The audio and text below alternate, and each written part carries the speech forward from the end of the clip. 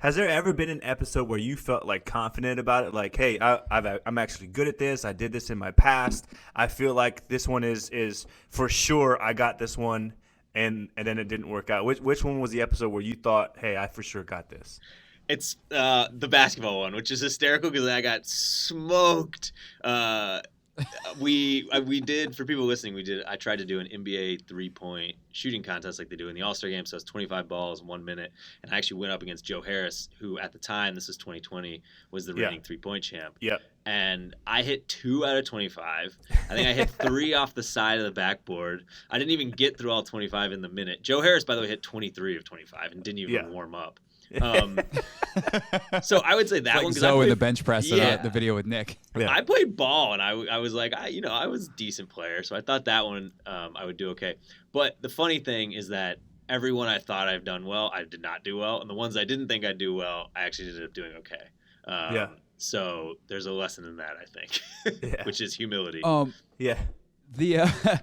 The show is called Above Average Joe. It is not Below Average Joe. It's not merely Average Joe. And I do think you prove yourself to be, like, recreationally speaking, a pretty good athlete. And I know you were just in DC. Like, the time you put up in the 10K or the whatever the 10 miler, that you ran down here was like, I was like, damn, okay, Clay. I'm just running six and change miles. Like, that was wow. You're a pretty good athlete. So what is your athletic background, and what are so people that can watch with the context now after listening to this episode, like, what athletic background are you bringing to this show? Yeah, you're exposing me. Now everyone's going to know that I'm sandbagging and pretending to be a bad athlete, but I'm actually a decent athlete. Hey, as I said, it's called Above Average Joe, but you're still it's above average Joe, very below average pro. Right. I appreciate that. There we go. We're going to have to add that. That's great. And then need to pay you for that creative inspiration. I was going to say, there. Please make sure the check gets in the mail. Yeah, it will. Magazines, we're flush with cash. I work in radio. Don't talk to me. Yeah, exactly. So I grew up playing a lot of sports. I mean, I grew up in Connecticut. Every kid in Connecticut has to play soccer. So I played soccer, loved it. Played t-ball for a while and basketball. Those were the three.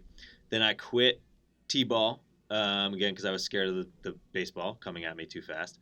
Stuck with basketball and soccer. Picked up lacrosse in middle school, another very Connecticut sport.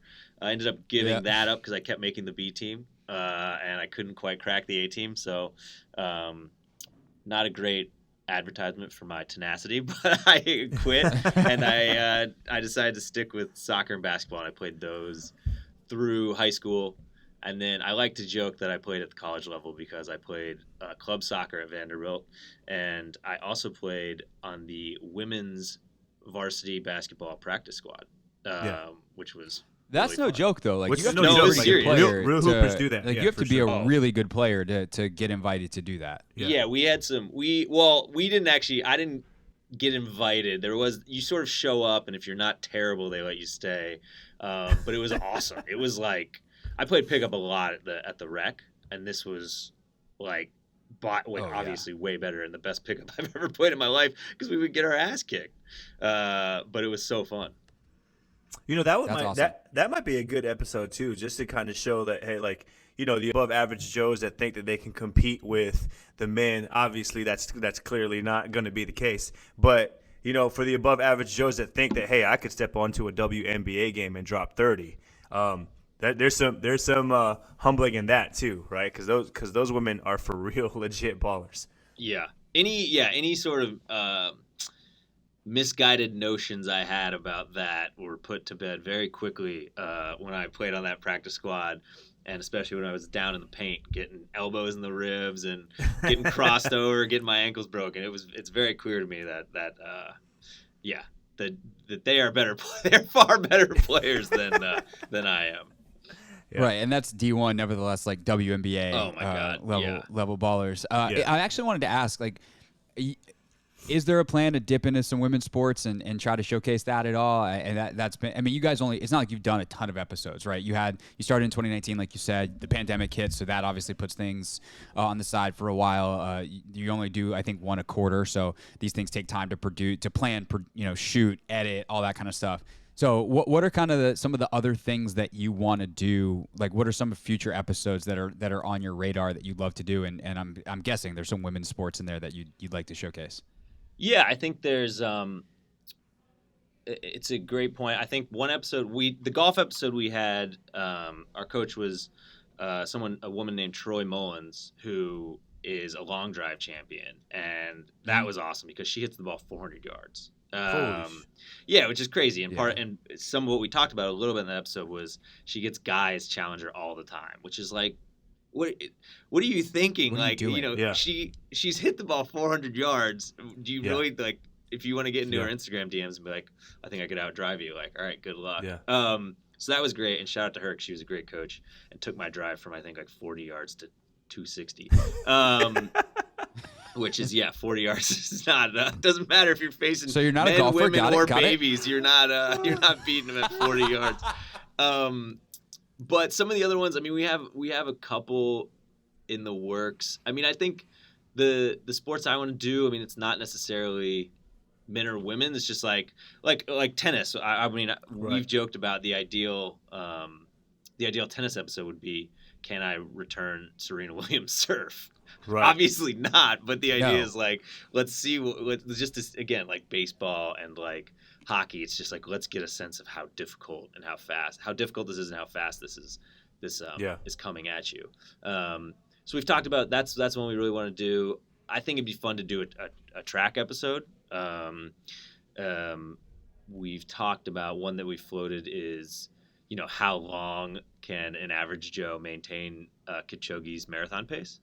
Which, because he's running. If you could make it 400, well, actually, you're a pretty fast distance runner. Like 400, I couldn't make it 400 meters. You could. Make it's like 115. It's 115 for 400. It's probably I think it's faster than that. I think he's running a 444. I think, or right around there. So so it's about 110, 111. Yeah. Okay, so I could make it 400. I don't think I could. I would die at 800 meters. Yes.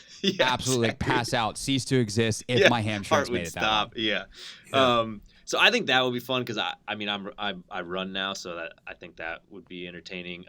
We've talked about maybe doing endurance. Like there's talk about maybe doing something with Ironman. Like, could I do a half Iron with a month of training? Again, kind of sandbagging because I have a little bit of a aerobic base from my running, but right, that swimming is going to get you though.